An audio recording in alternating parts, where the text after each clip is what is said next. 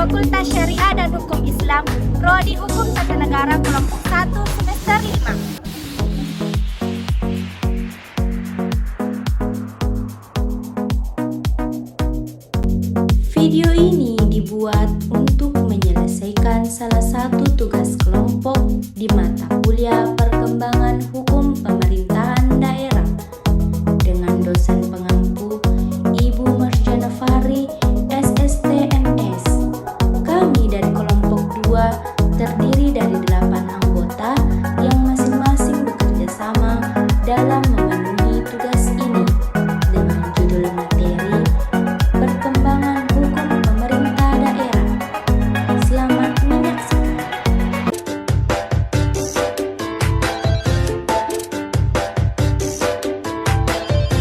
Sebelum kami memasuki pembahasan lebih lanjut, izinkanlah kami memperkenalkan diri terlebih dahulu.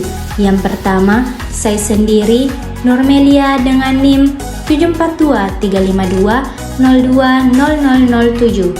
Lalu yang berikutnya ada Amiruddin dengan NIM 742352020028. Selanjutnya ada Ismayanti dengan NIM 742352020015. Selanjutnya ada Fadila Eka Nur Yusma dengan NIM 7423519088. Selanjutnya ada Hanisa Rohana Saputri dengan NIM 01184063. Selanjutnya ada Rani Novita Ramadana dengan NIM 742352020022. Selanjutnya ada Lika Yuliastuti dengan NIM 742352020014. Dan yang terakhir ada Anissa Oktaviani dengan NIM 742352020025. Baiklah, langsung saja kami dari kelompok 2 akan mempresentasikan materi dengan judul Perkembangan Hukum Pemerintah Daerah. Pemerintahan daerah adalah penyelenggaraan urusan pemerintahan oleh pemerintah daerah dan Dewan Perwakilan Rakyat Daerah menurut asas otonomi dan tugas pembantuan dengan prinsip otonomi seluas-luasnya dalam sistem dan prinsip negara kesatuan Republik Indonesia sebagaimana dimaksud dalam Undang-Undang Dasar Negara Republik Indonesia tahun 1945. Dalam arti lain, pemerintahan adalah kepala daerah sebagai unsur penyelenggaraan pemerintahan daerah yang memimpin pelaksanaan unsur pemerintahan yang menjadi kewenangan daerah otonomi. Dasar Hukum Undang-Undang Nomor 23 Tahun 2014 tentang Pemerintahan Daerah adalah Pasal 1, Pasal 4, Pasal 5 Ayat 1, kemudian Pasal 17 Ayat 1, dan Pasal 3, Pasal 18, Pasal 18A, 18B, dan Pasal 20, Pasal 22 Ayat 2, dan Pasal 22E Ayat 2 Undang-Undang Negara Republik Indonesia tahun 1945. Asas-asas penyelenggaraan pemerintah yakni yang pertama asas desentralisasi. Asas ini merupakan penyerahan urusan kewenangan dari pemerintah pusat kepada pemerintah daerah untuk mengatur dan mengurus kepentingan masyarakat dan pemerintahnya sendiri. Yang kedua yakni asas dekonsentrasi. Asas ini berarti tidak dekonsentrasi, yang berarti dalam menyelenggarakan pemerintahan, pemerintah pusat menempatkan pejabat-pejabatnya di daerah yang bertugas sebagai tangan pemerintah pusat di daerah. Asas dekonsentrasi ini menurut pandangan Effendi adalah menitik beratkan pada pelimpahan kewenangan dari organ yang lebih tinggi kepada organ-organ di bawahnya yang berdasarkan pada prinsip-prinsip administratif. Jadi yang diserahkan ke bawahnya hanyalah wewenang untuk bertindak dan wewenang untuk mengambil keputusan, sedangkan tanggung jawab terhadap masyarakat tetap berada pada tangan DPR, yakni Dewan Perwakilan Rakyat. Nah, yang ketiga yakni asas tugas pembantuan.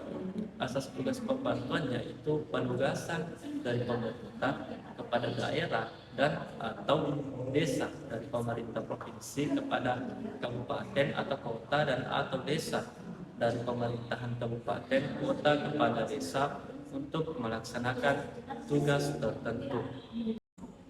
Prinsip-prinsip otonomi daerah.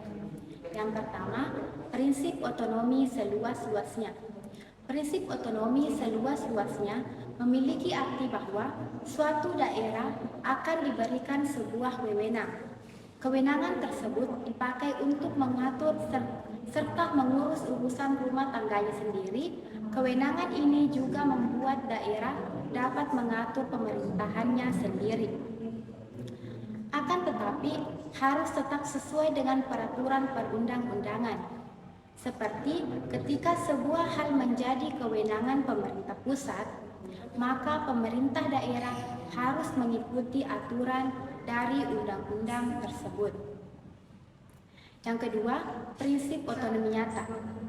Berdasarkan prinsip otonomi nyata, suatu daerah akan diberikan sebuah wewenang. Kewenangan tersebut digunakan untuk menangani urusan-urusan dari pemerintahan. Urusan tersebut didasarkan dari sebuah tugas, wewenang serta kewajiban. Ketiga hal tersebut secara nyata sudah ada dan memiliki potensi untuk terus bertumbuh. Selain itu, memiliki potensi untuk terus berkembang serta hidup sesuai dengan potensi dari daerah tertentu.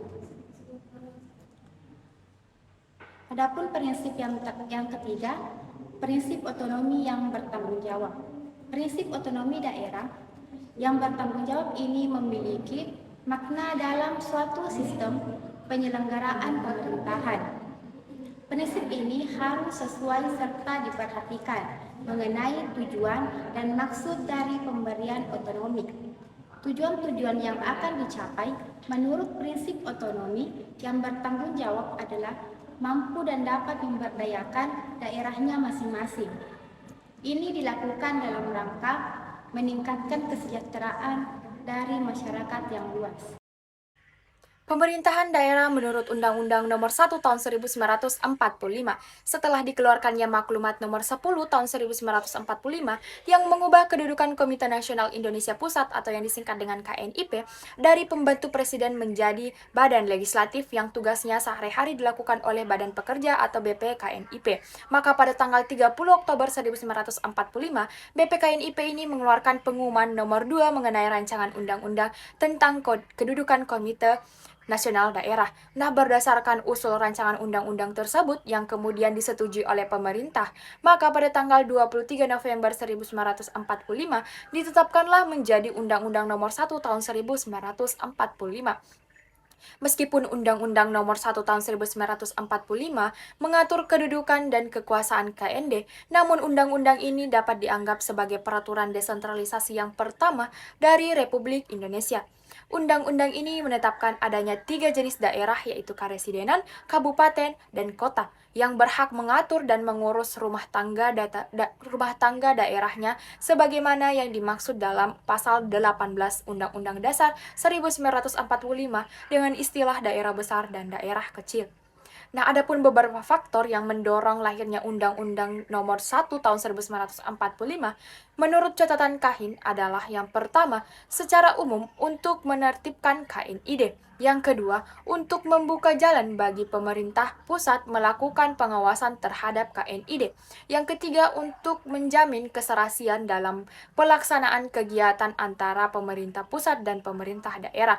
Yang keempat, untuk mengurangi unsur kekuatan KNID yang menentang pemerintahan pusat. Nah, berdasarkan Undang-Undang Nomor 1 Tahun 1945, ada 2 jenis pemerintahan daerah, yaitu pemerintahan yang memiliki KNID dan pemerintahan yang tidak memiliki KNID. Pemerintahan daerah yang memiliki KNID adalah pemerintahan daerah yang otonom yang berhak mengatur rumah tangganya sendiri, yakni karesidenan, kabupaten, dan kota atau daerah lain yang mendapat persetujuan Menteri Dalam Negeri. Sedangkan pemerintahan Republik Indonesia daerah lain seperti provinsi kecuali Sumatera, kawedenan, dan kecamatan tidak memiliki KNID, sehingga daerah-daerah tersebut seperlunya diperlakukan sebagai wilayah administratif. Nah, menurut Undang-Undang Nomor 1 Tahun 1945, susunan pemerintahannya bersifat dualistik karena ada dua penyelenggaraan pemerintahan daerah. Yang pertama, pemerintahan yang dilakukan bersama-sama oleh KNID, Badan Eksekutif, dan Kepala Daerah. Yang kedua, penyelenggaraan urusan pemerintahan lainnya dilakukan oleh kepala daerah yang terlepas dari KNID dan Badan Eksekutif. Kemudian yang kedua, pemerintahan daerah menurut Undang-Undang Nomor 22 Tahun 1948. Undang-Undang Nomor 22 Tahun 1948 bermaksud mengadakan keseragaman dalam pemerintahan daerah bagi seluruh Indonesia dan membahas tingkatan badan-badan pemerintahan daerah sedikit mungkin. Adapun 3 tingkatannya yaitu provinsi, kabupaten, dan kota besar. Undang-undang ini juga bertujuan menghapuskan dualisme dalam pemerintahan daerah dan hendak memberi hak otonomi dan medwebin seluas-luasnya kepada badan-badan pemerintahan daerah yang tersusun secara demokratis atas dasar permusyawaratan. Menurut undang-undang ini, pemerintahan daerah terdiri dari Dewan Perwakilan Rakyat Daerah atau yang disingkat dengan DPRD dan Dewan Pemerintah Daerah atau yang disingkat dengan DPD. Nah, jabatan kepala daerah sebagai wakil pemerintah pusat di daerah yang karena jabatannya menjadi ketua atau anggota DPD. Dalam Undang-Undang Nomor 22 Tahun 1948, sistem yang dianut ialah bahwa tiap-tiap daerah otonom dalam undang-undang pembentukannya diperinci wewenang diserahkan kepada daerah dan segala yang tidak disebutkan dalam perincian itu tetap termasuk wewenang pemerintah pusat. Nah, asas-asas yang dikembangkan melalui undang-undang ini adalah asas demokrasi liberal. Undang-Undang Nomor 22 Tahun 1948 membuka kemungkinan dibentuknya daerah-daerah swapraja menjadi daerah-daerah istimewa dengan tingkat masing-masing menurut keadaan, tradisi, dan asal-usul daerah yang bersangkutan. Maka dapat disimpulkan bahwa Undang-Undang Nomor 22 Tahun 1948 menganut ada otonomi material dan formal. Akan tetapi yang lebih menonjol adalah asas materialnya, karena daerah otonom tidak memanfaatkan dengan baik ketentuan pasal 28. Undang-Undang Nomor 1 Tahun 1957 tentang pokok-pokok pemerintahan daerah. Menurut undang-undang ini, daerah dibedakan dalam 3 tingkat, yakni daerah swatantara atau istimewa, tingkat 1 setingkat provinsi, membawahi seluruh daerah atau istimewa. Swatantara tingkat 2 setingkat kabupaten dan kota praja atau kota besar atau kecil. Dalam hal ini, otonomi daerah, undang-undang ini menganut sistem otonomi real. Urusan-urusan pusat dan urusan rumah tangga daerah tidak ditetapkan secara rinci, tetapi disesuaikan dengan kebutuhan dan kemampuan real pusat atau daerah berdasarkan keadaan dan faktor nyata.